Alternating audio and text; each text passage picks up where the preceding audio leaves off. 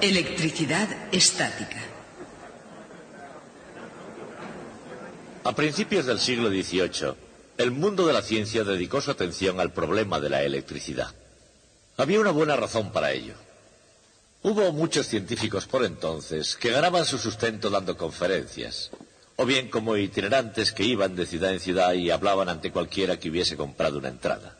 O bien eran profesores universitarios. En ambos casos tenían que atraer al auditorio. Por supuesto, hoy los profesores tienen un público garantizado, pero eso se debe a la obligatoriedad del curso, que fue un invento muy posterior. En cualquier caso, aquellos científicos tenían que atraer al auditorio y con ese fin necesitaban hacer demostraciones ostentosas, y la electricidad era justamente perfecta para eso. Una demostración típica de esa época era conseguir a un pilluelo de la calle, un chiquillo de 8 o 9 años. Lo amarraban bien al techo con hilos de seda. Lo cargaban eléctricamente con una máquina electrostática y hacían que la gente le sacara chispas de la nariz. Yo quería haberles hecho esta demostración, pero todos los golfillos estaban ya ocupados. Así que en vez de eso tendré que hacerlo con estas cosas. Pero antes de ningún experimento, quisiera explicarles algunos principios sencillos de electricidad. Esta tarde quiero mostrarles algunas cosas insólitas con objetos comunes que usamos normalmente. Aquí tenemos a primera una vista, baraja. el profesor científico y el ilusionista en escena parecen tener poco en común. Cartas. 52, ¿las han contado? Y sin embargo, no hay duda de que cada uno de ellos podría aprender algunos buenos trucos del otro. Buscamos los 2 reyes negros. No tenemos más que hacer así. A lo largo de las etapas de la historia, si una persona ejercía la ciencia o la brujería, dependía frecuentemente del punto de vista del observador. Muy bien. Un as rojo que, si no me equivoco, creo que está exactamente en la mitad del mazo. Por lo tanto, lo que tengo que hacer es cortar la baraja por la mitad. Muy bien. Tanto corto. si se trata de pura ciencia como de pura trampa, los antiguos griegos se dedicaban a ella con pasión. Eran tan rápidos en la ciencia como en los deportes, y muy pronto hicieron un asombroso descubrimiento sobre la naturaleza de la electricidad. Una simple varita de resina. La froto sobre el conejo. Algunos materiales actúan como una varita mágica cuando se frotan con una piel de conejo y atraen pequeñas partículas de materia.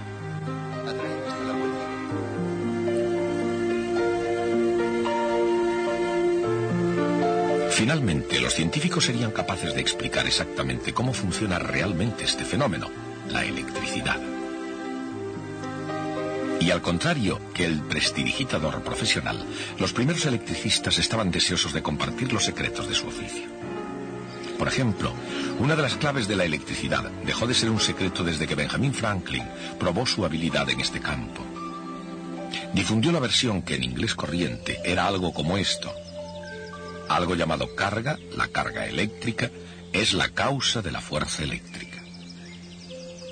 Fue genial con reservas. Pero ¿cuál era la conexión entre carga y fuerza?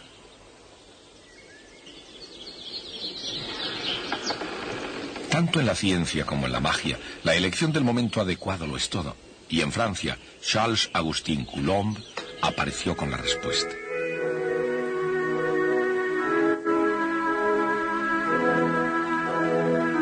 El experimento de Coulomb, que reveló la relación entre carga y fuerza, sería verificado por otros científicos, y lo más importante es que sería descrito en términos matemáticos sencillos.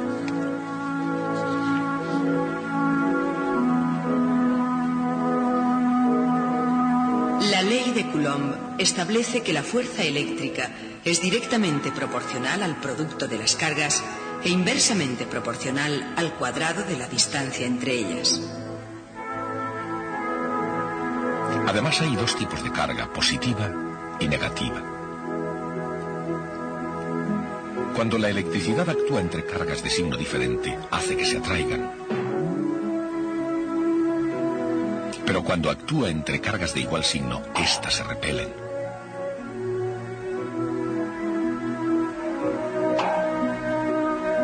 Conforme a la ley de Coulomb, la fuerza que 2 cargas ejercen sobre una tercera es la suma vectorial de las fuerzas que cada una de ellas ejercería por separado.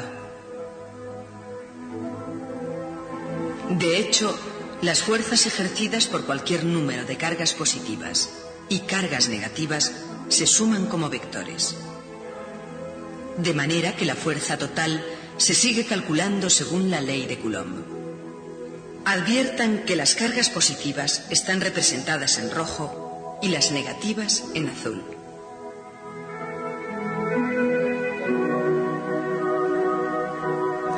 La carga eléctrica ejerce a la vez que experimenta la fuerza eléctrica. Y la fuerza eléctrica obedece a la ley de Coulomb. Parece tan simple como un aparato eléctrico del siglo XVIII.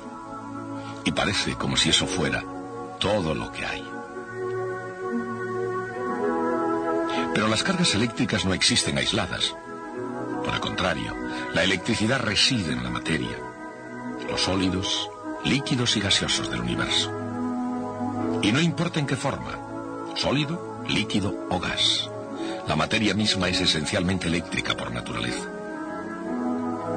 De manera que para entender la electricidad, uno debe primero llegar a un acuerdo con respecto a la materia.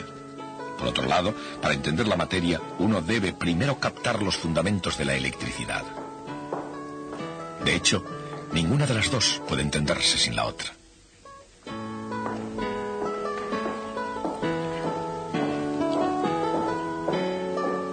En su estudio, Franklin comenzó pensando en la electricidad como un fluido combinado de alguna manera con la materia. Si había demasiado fluido, suponía la materia cargada positivamente con fluido eléctrico. Si había demasiado poco fluido, suponía que la materia estaba cargada negativamente de electricidad. Por lo tanto, en la mente de Franklin, la materia estaba en su estado normal, es decir, eléctricamente neutra y equilibrada, solo cuando contenía la cantidad correcta de fluido eléctrico. Franklin fue el primero en ver la electricidad en términos positivos y negativos. Pero en lugar de ver dos tipos distintos de cargas, veía demasiada o muy poca cantidad del mismo fluido eléctrico. Y aquí está el dado. En buenas manos, el simple fluido eléctrico de Franklin se convirtió en dos tipos de carga eléctrica.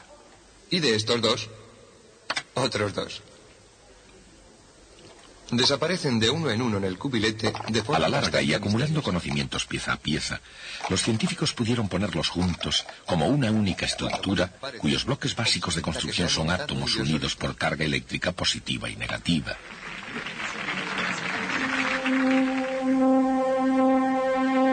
En el centro de cada átomo hay un núcleo formado por protones y electrones. Los protones contienen su carga positiva. Los neutrones de los átomos no tienen carga, lo cual significa que son eléctricamente neutros. El núcleo, como en todo, está rodeado de electrones que tienen carga negativa. Y en conjunto, cada átomo neutro tiene el mismo número de protones y electrones. La carga positiva de cada protón equilibra la carga negativa de cada electrón y están unidos por la fuerza eléctrica de atracción entre ellos. Desaparecen de uno en uno en el cubilete de forma bastante misteriosa. Cuando vuelven a aparecer...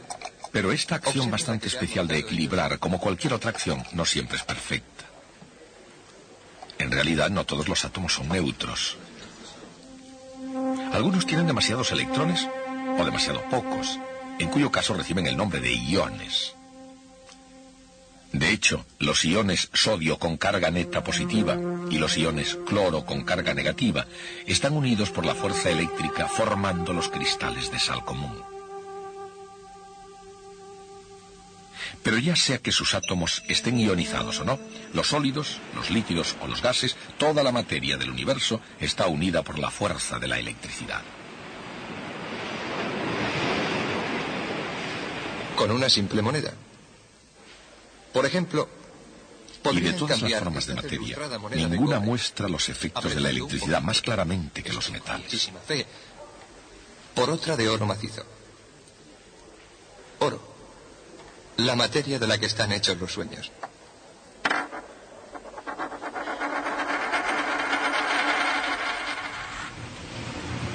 A lo largo de los siglos, los científicos han ahondado profundamente en la naturaleza de los metales. Y en su búsqueda han encontrado que todos los metales tienen propiedades parecidas. En primer lugar, todo metal es maleable y dúctil con capacidad de cambiar de forma sin romperse. Otra propiedad secular es la del brillo, el grado con el que un metal luminoso refleja la luz. Durante mucho tiempo fue así. Pero en el siglo XVIII los científicos descubrieron otra propiedad común a todos los metales. Hoy se llama conductividad, la capacidad de conducir electricidad.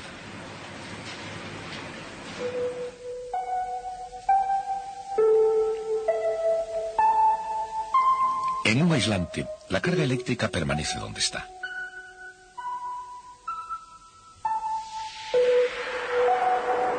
Pero en un metal se extiende instantáneamente, es decir, el metal conduce electricidad. En un nivel más profundo, esto es lo que sucede.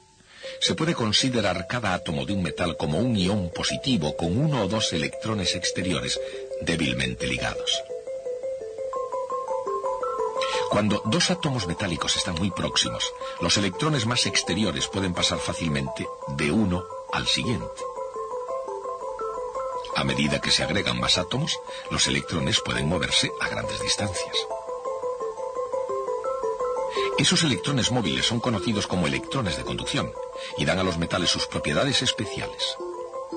De esa manera, todos los metales son conductores eléctricos, porque todo metal es como una molécula gigante en la que un número de electrones están compartidos por igual entre todos los átomos.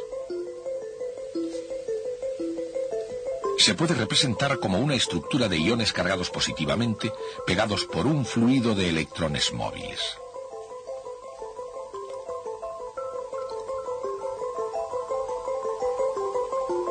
Si se coloca una carga positiva cerca de un metal, atraerá a los electrones móviles cargados negativamente hacia sí, haciéndolos acumularse en la superficie más cercana.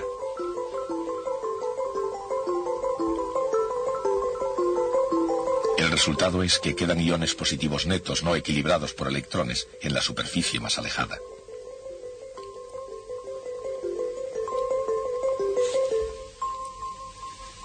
Cuanto más se acerca una carga eléctrica a un metal, mayor será la carga de signo contrario que se formará en la superficie cercana, y mayor será la carga del mismo signo que quedará en el resto de la superficie.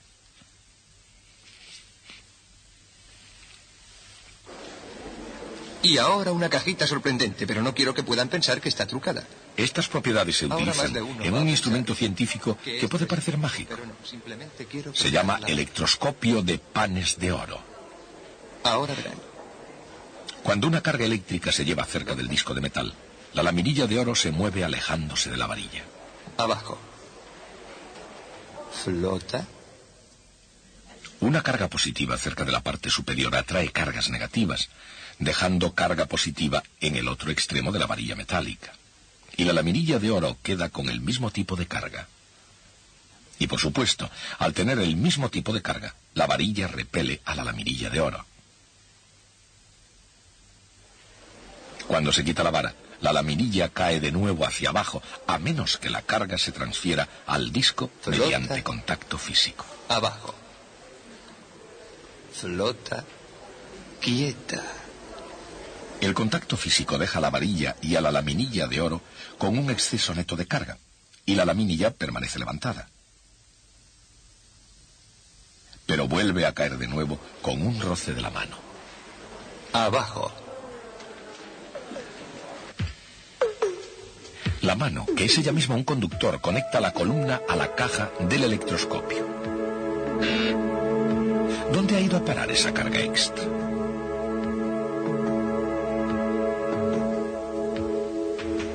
La caja del electroscopio está en contacto con la Tierra, que es una gran conductora en sí misma. Cuando se hace contacto, el electroscopio, como cualquier otro conductor, comparte su carga, liberando la mayor parte hacia el cuerpo más grande. Aunque en realidad solo los electrones negativos fluyen de un lugar a otro, el efecto es exactamente igual que si fluyera carga positiva en la dirección opuesta.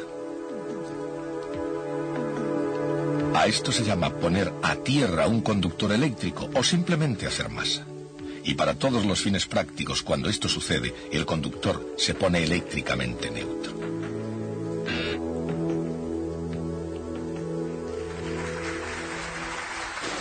Gracias. Si este es el caso, ¿cómo puede algo llegar a cargarse en primer lugar? Puedo con mi magia hacer una varita de resina. Una forma es por fricción. lo que no sorprende a nadie que haya caminado sobre una alfombra seca y haya recibido una descarga. Pero hay medios más efectivos para cargar por fricción. 2, 3. He desarrollado una carga estática de modo que el papel se adhiere a ella como por magia.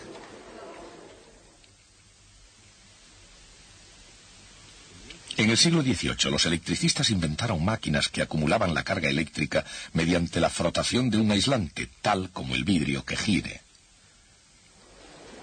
Y ahora una cosita que encontrarán electrizante. Es una cortesía de mi buen amigo el señor Van de Graaff. Démosle un poco de energía. En el siglo XX, Robert Van de Graaff utilizó el mismo principio. Las cargas permanecen quietas en la superficie de un aislante para subir en una nueva vuelta. Aquí abajo, una transportadora lleva la carga hacia arriba, hasta la parte superior de la máquina, donde la carga es transferida al interior de la cúpula del metal.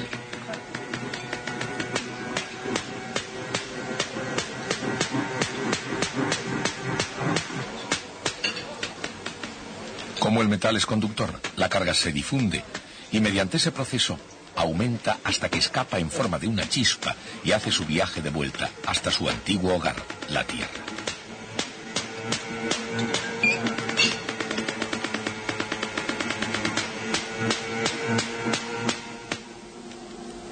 Pero la máquina de Van de Graaff tenía muchas más posibilidades que el mero truco de encender el interés del auditorio de un cabaret. De hecho, su característica principal, transferir carga eléctrica por la correa transportadora, es el principio de uno de los más importantes dispositivos de un moderno laboratorio de física nuclear. Esta robusta cámara amarilla, conteniendo gas a alta presión, está diseñada precisamente para evitar que salten chispas.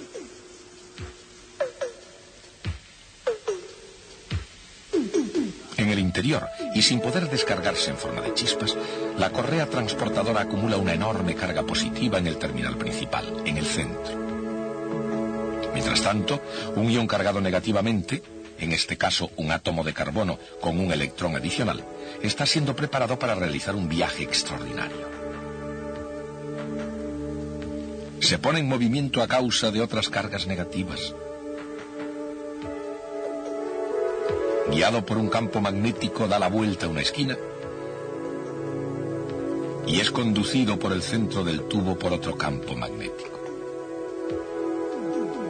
Pronto siente la fuerza de atracción debido a la carga positiva del terminal central.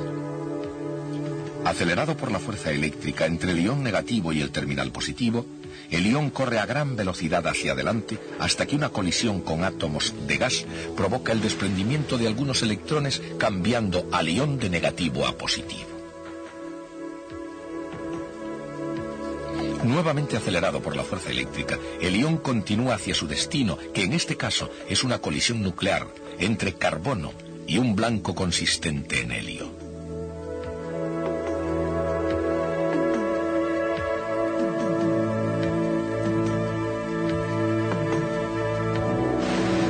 Esta máquina extraordinaria se llama acelerador tándem de Van de Graaff porque utiliza la enorme carga desarrollada por el generador de Van de Graaff no una vez, sino 2 veces. Por supuesto, utilizar la carga positiva 2 veces es una especie de truco, pero sigue siendo estrictamente ciencia, no magia. Y aunque las cintas transportadoras de Robert Van de Graaff son excelentes para acumular carga, la madre naturaleza siempre ha tenido en este sentido algunos trucos de su propia cosecha. Desde el principio de los tiempos, las tormentas eléctricas han llevado consigo una enorme acumulación y liberación de carga eléctrica. Los científicos creen que el mecanismo lleva consigo fricción entre partículas de hielo en las nubes.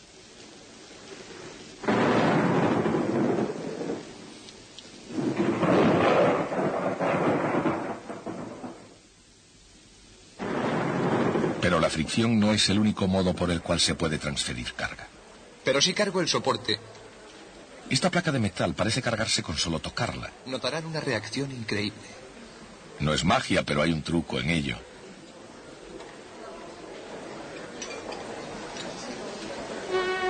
Si se acerca una carga positiva a un metal, la carga negativa se precipitará hacia ella y la carga positiva se queda detrás en el otro lado. Entonces, si el metal es puesto a tierra momentáneamente, la carga fluye entre el metal y la tierra, dejando al metal cargado negativamente cuando se interrumpe el contacto. Pero si cargo el soporte, notarán una reacción increíble. Ese principio recibe el nombre de carga por inducción. Y puede parecer pura magia a un auditorio que no se dé cuenta de que existen cargas eléctricas atrapadas dentro de la lámina de plástico. Ese es el motivo por el que la placa de metal parece haber sido cargada con solo tocarla. El truco está en que al tocar la placa, la conecta momentáneamente a tierra y por eso la deja eléctricamente cargada. Esta fascinante máquina, que no es la máquina del tiempo de H.G. Wells, es conocida en cambio como el generador de Winghurst, una de las primeras diversas formas de generar electricidad. Observen atentamente. Esta llamativa máquina, inventada en 1880 por el ingeniero inglés James Wainsworth, presenta unos discos que giran en sentido opuesto y donde las lengüetas metálicas se cargan por inducción, cerrando y abriendo el contacto a través de unas escobillas de metal. Cuando las ruedas giran, la carga eléctrica se acumula hasta que un rayito libera la tensión creciente.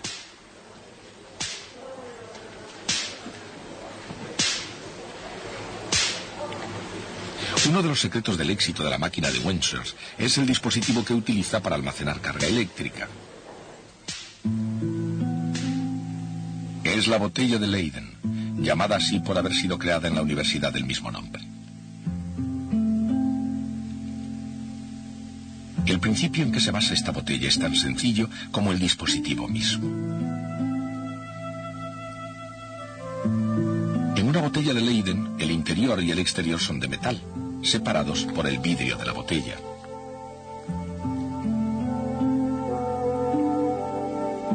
Si el interior está cargado mientras que el exterior está conectado a tierra, el resultado neto es igual cantidad de carga de signo contrario en ambos lados del aislante. Y esas cargas opuestas son mantenidas firmemente en su lugar por la fuerza eléctrica entre ellas. La botella de Leyden fue uno de los mejores trucos de los electricistas del siglo XVIII, quienes eran frecuentemente actores consumados. Por supuesto, el ilusionista moderno tiene algunos trucos propios y estos ilustran sobre todo la gran diferencia entre la magia y la ciencia. El arte del ilusionista es confundir los sentidos y crear misterio, mientras que la tarea del científico es desarrollar los sentidos y resolver los misterios. Una cabellera. Si esto les ha decepcionado, tal vez pueda transformarlo en el conejo que están ustedes esperando.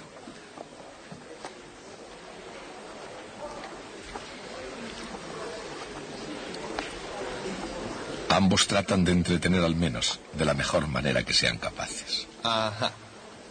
Damas y caballeros, un conejo vivo. Gracias.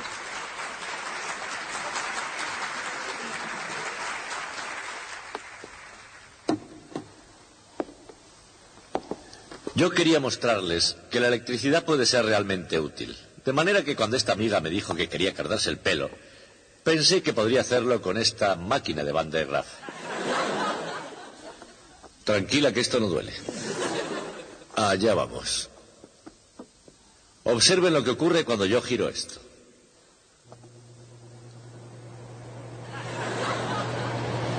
¿Se dan cuenta? Es verdad que la electricidad puede poner los pelos de punta. Además les sale barato, no les supondrá ninguna carga. Ya les dije que cuando terminara no habría carga alguna.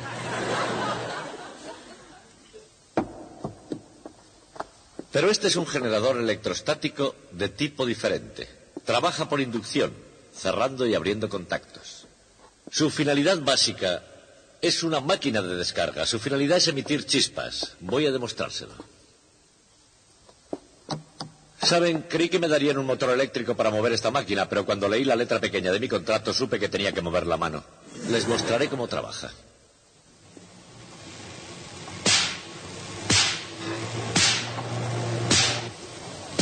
Eso es. Es una máquina de producir rayos. Es bastante peligrosa. Si yo la sujetara por un sitio incorrecto en un momento indebido, podrían perder un profesor. O como mínimo aprenderían algunas palabras que no están en el programa. El físico holandés Van Marum hizo construir la máquina más grande de este tipo que jamás haya existido. Con mucha anterioridad a los trabajos de Windsorst y de Van de Graaff en Holanda, Martinus Van Marum, en las 2 últimas décadas del siglo XVIII, experimentó con el generador electrostático más grande que haya sido construido. Fue fabricado para Van Marum por un fabricante de instrumentos, un inglés llamado John Caberson. La máquina gigante de Van Marum utilizaba un grupo de 100 botellas de Leyden. Sus discos rotativos tenían más de 6 pies de diámetro y podían lanzar un rayo a una distancia de más de 2 pies de longitud, casi 70 Era una especie centímetros. de dinosaurio electrostático. El punto final de la evolución del generador electrostático del siglo XVIII. Y pocos años después se extinguió, porque en Italia, Alejandro Volta había inventado un dispositivo que era más elegante y práctico, algo que llevaría la electricidad a una nueva era, la pila eléctrica. Trataremos el tema de la pila eléctrica próximamente, pero antes de eso me gustaría hablarles a ustedes de otra nueva idea. Esa idea es el campo eléctrico. Hablaremos de él el próximo día.